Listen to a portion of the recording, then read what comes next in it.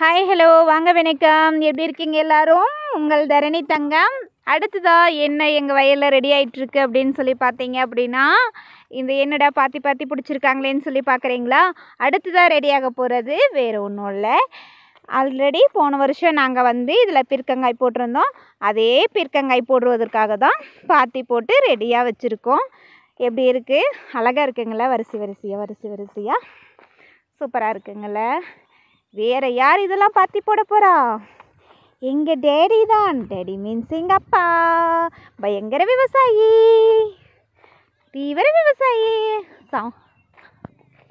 அதுக்கு அடுத்து தான் நம்ம பக்கத்து காட்டுக்கு போய் பார்ப்போம். இன்னும் இப்போ தான் பாத்தி இன்றைக்கி தான் பிடிச்சாங்க. நான் அவங்க பாத்தி பிடிக்கும்போது வீடியோ எடுக்கணும்னு நினச்சேன். பட் எனக்கு சின்ன ஒரு வேலை இருந்தனால என்னால் வீடியோ பிடிக்க முடியல.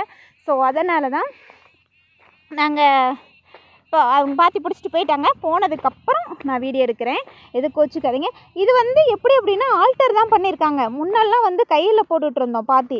இப்போ எப்படி அப்படின்னா வண்டியில், அதாவது டிராக்டர் வச்சு இப்போ பாத்தி போட்டு அதை ஆல்ட்ரு பண்ணுவாங்க. அவ்வளோதான், வேறு ஒன்றும் இல்லை. நடுவாண்ட அந்த பாத்தியெல்லாம் அப்பா தான் போட்டார். அதுதான். அதுக்கு அடுத்ததாக என்னடா இது அப்படின்னு சொல்லி பார்க்குறீங்களா? முன்னெல்லாம் இருந்த தண்ணி பாய்ச்சறது வாய்க்கால் போட்டு பாய்ச்சுவாங்க.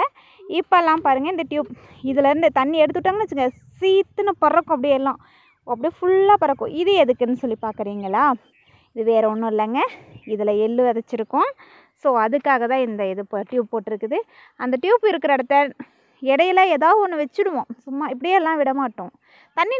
தண்ணி நீ எடுத்து விட்டோம்னு வச்சுக்கோங்களேன், அப்படியே மலைச்சோரல் மாதிரி பிசுன்னு ஆல்ரெடி எடுத்து விட்டுருந்தது. கொஞ்சம் இருங்க, அதையும் காட்டுறேன்.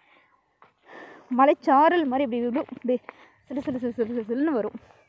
அவ்வளோ அழகாக இருக்கும் பார்க்குறக்கே.